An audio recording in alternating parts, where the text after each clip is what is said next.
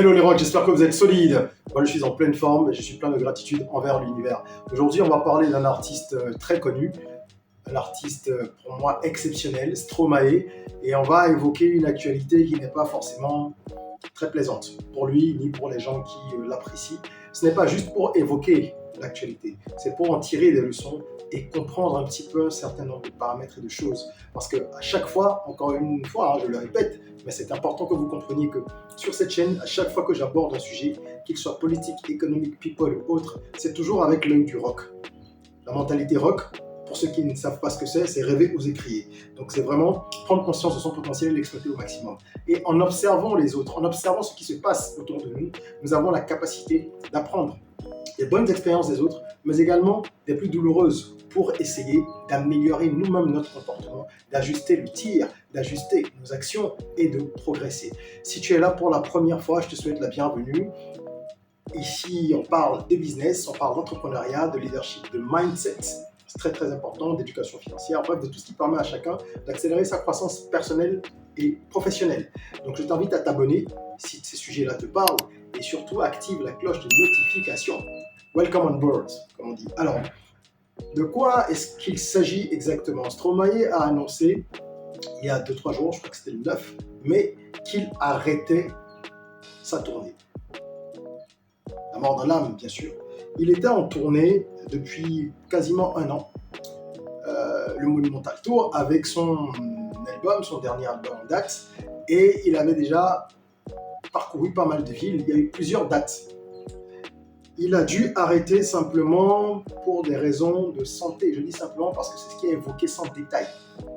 D'accord, c'est suffisamment grave. Donc le mot simple ici, c'est pour dire qu'on n'a pas beaucoup de détails autour. Donc dans son communiqué de presse officiel, il explique pourquoi il le fait à cause de la fatigue. Il dit qu'il a besoin justement de plus de temps, qu'il pensait que sa rémission aurait été plus rapide, ce qui n'est pas le cas. Pourquoi il parle de rémission? Je pense que la plupart des gens se souviennent que Stromae, c'est quand même un artiste qui a disparu pendant 7 ans. Ok, il a sorti, je crois, en 2013, Racine Carrée, l'album qui l'a propulsé complètement. Il a fait une grosse tournée derrière, 200 dates en 2 ans. C'est épuisant. Je crois que ça a joué sur son état de santé à l'époque. Et il a dû se retirer pendant 7 ans de la scène musicale. Il est revenu avec un album qui a cartonné à nouveau. Il a eu une victoire de la musique il y a quelques mois, je crois en février dernier. Donc il était vraiment en train de kiffer complètement. Et là, bam, il est obligé d'arrêter. Alors quelles sont les causes? Quelles sont les causes de cette brutale interruption? Il y a déjà eu une interruption au mois d'octobre-novembre ou septembre dernier, qui était une interruption temporaire. Certaines dates avaient été annulées. Puis il a repris. Et là, c'est une trentaine de dates à venir qui sont annulées, dont certaines très importantes, hein, comme le Paris Arena. Il y a des très grosses salles, des gros festivals auxquels il devait participer. Mais là, sa santé est fragilisée. Et il faut essayer de comprendre d'abord quelles sont les causes pour évoquer les conséquences. Après avoir parlé des conséquences, je vais vous dire un peu ce que moi je tiens comme leçon. Les causes, c'est, à mon avis, et beaucoup de gens partagent cet avis-là, il a une santé fragile. Soit il a une santé fragile de nature, ou soit elle s'est fragilisée avec justement l'excès de travail, le trop-plein de travail, l'épuisement et tout ce que sa carrière a entraîné lorsque ça a explosé il y a quelques années. Et la santé de Stromae ne s'est pas autant améliorée qu'il le pensait, lui-même le dit. Donc ça, c'est déjà une première cause. Est-ce qu'il a été assez prudent? C'est difficile à dire, il s'est quand même très bien entouré. Il est en tournée avec des médecins, il a sa famille, des amis, donc il est très très très entouré sur le plan psychologique et sur le plan médical pur, je veux dire physiologique, parce que psycho c'est médical aussi, mais ça n'a pas été suffisant. Et on se demande pourquoi est-ce que les artistes font autant de dates, n'est-ce pas? Pourquoi est-ce qu'ils se donnent autant de peine? C'est pas aussi difficile à comprendre que ça. L'industrie de la musique a connu de grandes mutations ces dernières décennies. On vend de moins en moins d'albums, on vend quasiment plus. Le streaming rapporte très peu. Okay, il faut faire des volumes monstres pour gagner 3 fois rien. Et donc, c'est sur les tournées surtout que les artistes gagnent beaucoup d'argent. Donc, quand tu es un artiste comme Stromae, tu es obligé. Bon, déjà, il aime ça, hein, il aime la scène. Mais tu as cette contrainte de faire beaucoup de dates parce que c'est quelqu'un qui a des dépenses élevées en termes de production. Regardez les clips de Stromae. Il fait les choses à l'américaine. Ses clips coûtent extrêmement cher. Ses concerts, ses shows, justement, quand il est en tournée, étant donné qu'il est très anglo-saxon, il fait des choses extraordinairement gigantesques. D'accord, c'est toujours des visuels très léchés, très recherchés, beaucoup de danseurs, des mises en scène extravagantes, extraordinaires, tout ce que vous voulez. Donc ça coûte bonbon. Et pour pouvoir amortir tout ça et gagner de l'argent, après avoir amorti, il faut faire beaucoup de dates. Donc c'est ça aussi, c'est-à-dire qu'il y a des problèmes au niveau du business model de la musique aujourd'hui. Même s'il a des gros contrats publicitaires et tout ce qu'on veut, il doit faire beaucoup de dates. Et on a vu d'autres artistes à qui c'est déjà arrivé. On a même vu des artistes classés sur scène. Malheureusement, à leurs âmes. Parce que ce rythme-là est trop soutenu et ça amène certains, soit au burn-out ou d'autres en fait à complètement plonger dans les substances psychotropes et tout ce qui est corollaire. Et finalement donc à endommager leur santé. Donc voilà un peu les causes. C'est le surmenage, le fait d'avoir peut-être pas suffisamment ménagé sa santé, malgré les précautions qu'il a pu prendre. Ce qui est le plus important maintenant, c'est de parler des conséquences. Parce que, évidemment, si on ne le fait pas, on aurait juste relaté les faits. Et ce n'est pas la philosophie de la chaîne. Cette interruption risque de coûter très cher à Stromae. Pourquoi ? Vous savez, quand il y a une trentaine de dates annulées comme ça, les gens vont être remboursés. Tout est bien structuré dans le pays occidental au niveau de la musique. Tous ceux qui achètent des tickets vont être remboursés. Qui va les rembourser ? Ce sont les assurances. Ben oui, ce sont les assurances. Puisqu'on contracte toujours des assurances pour les concerts, pour différentes choses. Si jamais il y a un problème, si quelqu'un se blesse, quelqu'un décède, s'il y a une annulation, bref. Et là, c'est une trentaine de dates annulées, quoi. Paris Arena, simplement, c'est 40 000 places. Ils devaient en faire 3. 2 en juin, une date en décembre. Donc ça fait déjà 120 000 personnes. Plus une vingtaine d'autres dates. Donc c'est peut-être 1 million, 2-3 millions de spectateurs qui devront être remboursés. Et les assurances vont le faire. Ok, seulement, ce n'est pas la première fois. Il y a quelques mois, comme je disais, déjà annulé. Donc, ce n'est pas la première fois que Stromae se retrouve dans une situation pareille. Et ça risque d'être difficile pour lui, par la suite, de trouver des assureurs qui l'accompagnent sur des tournées gigantesques comme ça. Parce que ça coûte trop cher. Et c'est comme quand tu veux souscrire à une assurance vie, par exemple, on va te demander d'aller faire une batterie de tests pour voir en fait quelle est la probabilité que tu décèdes dans 5 ans, dans 10 ans, dans 20 ans.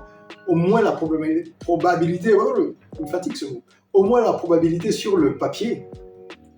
Les assureurs fonctionnent comme ça. Donc il y a des profils qui sont plus à risque. Donc Stromae devient un profil à risque en tant qu'artiste pour des gros assureurs. Et ça, pour sa carrière, c'est compliqué. Et ça va justement le plonger. Et tout ça, ça va le plonger aussi dans une détresse psychologique. Le fait de ne pas pouvoir continuer sa tournée, il va être affecté. Il va se sentir très mal. C'est quelqu'un qui vit pour sa musique et qui a investi beaucoup de temps, d'argent, de ressources dans cette tournée, qui a réalisé un bon comeback et qui là se retrouve à devoir encore arrêter. Donc ça va être difficile pour lui. C'est une autre conséquence, les répercussions psychologiques qui ne sont pas négligeables. Au niveau de sa fanbase, il risque également d'y avoir une certaine érosion. Parce que quand il a momentanément arrêté les choses il y a quelques mois, ce qui s'est passé, c'est que les gens, ils étaient très en colère, ils ont croyé, les fans. Parce qu'il y a des gens qui ont pris l'avion, c'est toujours ça, avec ce genre de superstar. Les gens prennent l'avion, le train, tous les moyens de transport possibles pour venir de Perpète assister à un concert. Et vous l'annulez, parfois au dernier moment, comme ce fut le cas lorsqu'il l'a fait la dernière fois. Apparemment, cette fois-ci, les gens ont du temps pour se retourner, ça va. Ils ne sont pas dos au mur, mais beaucoup de gens ont déjà booké des choses quand même, quoi. Des hôtels, un appart Airbnb dans la ville, etc. Donc sa fanbase, même si elle le soutient beaucoup, il y en a qui vont quand même mal prendre ça.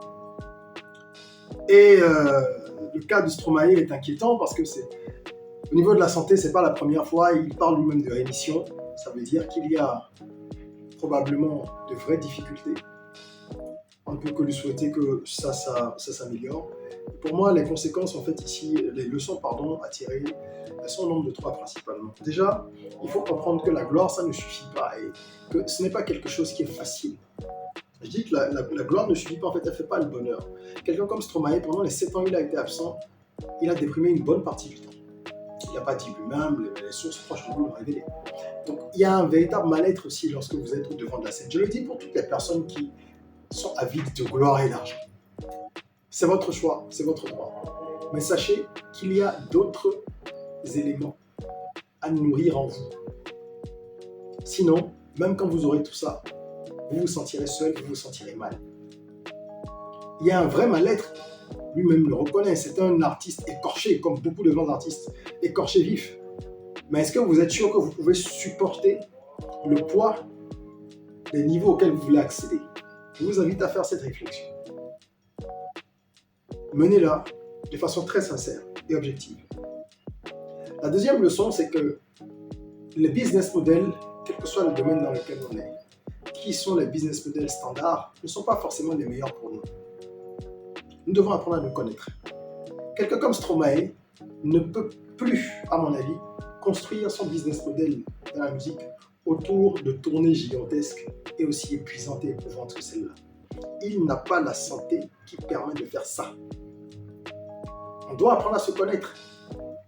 Il va devoir trouver d'autres moyens de faire exister sa musique, de communier avec son public. Évidemment, il fera des concerts, mais il ne peut plus aligner des 100 dates, 150 dates en 2 ans. Il ne peut pas. Donc, il faut qu'il adapte ça. Et ça, pour nous, c'est une leçon aussi. Ne faisons pas les choses dans un secteur parce qu'elles se font comme ça. Même si c'est la norme, il faut toujours connecter ça à notre état d'esprit, notre état d'âme, nos velléités, notre nature, notre potentiel, nos contraintes personnelles, notre vision du monde, nos potentialités. Il y a tout un tas de paramètres à mettre dans la balance, dans le mixeur, pour trouver la bonne formule. Et pour moi, la troisième leçon très importante, c'est qu'il faut se ménager. Eminem, on a vu également qu'il était passé par une phase pareille, où pendant très longtemps, il s'était tenu en retrait parce qu'il avait développé une dépendance aux somnifères ou à d'autres types de médocs, de drogues, je ne sais plus. Bref, la passion peut devenir un poison. Parce que ces gens dont on parle, ils sont connus, c'est pour ça que leurs histoires sont connues. Il y a plein de gens autour de nous qui vivent ça. Il y a plein de personnes qui vivent cette burn-out et cette difficulté. On parle souvent des gens qui dépriment. Mais il y a aussi des gens qui sont tellement passionnés par ce qu'ils font qu'ils ne dépriment pas, mais ils envoient progressivement leur corps dans une dépression physique, sans s'en rendre compte, qui n'est pas forcément la dépression psychologique, mais qui finit par y aboutir. Moi, je suis passé par un burn-out en 2021. Ça a été sérieux. Et j'avais senti les signes. Et on m'avait prévenu. Mais j'étais tellement à fond dans ce que je faisais. Et j'avais pas suffisamment de recul pour trouver le juste milieu, que quand ça m'est tombé dessus, j'ai pris cher.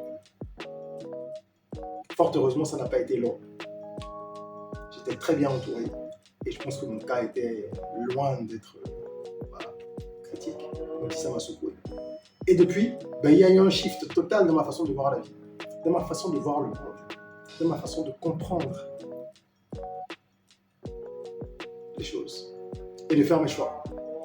Donc voilà, on est parti de l'histoire de Stromae, mais pour moi, il y avait ces éléments-là importants en bout d'analyse que je voulais partager avec vous. J'espère que ça vous parle, j'espère que ça vous aidera à continuer à croître personnellement et professionnellement aussi. Et je vous invite à partager cette vidéo. Elle sera utile pour d'autres personnes. C'est la force du partage, n'est-ce pas? Mettez-nous un like, ça fait toujours plaisir, s'il vous plaît. Et puis abonnez-vous, activez la cloche de notification. Je laisse un certain nombre de liens en description pour ceux qui veulent découvrir mon univers, ma musique, mes livres, les séances de coaching que j'offre, la plateforme de e-learning Academy Rock et tout le reste. Et en attendant qu'on se retrouve pour une nouvelle vidéo, n'oubliez pas, prenez soin de vous, de votre corps, mais aussi et surtout de votre mindset, de votre esprit. Rêvons, osons, créons. Soyons rock.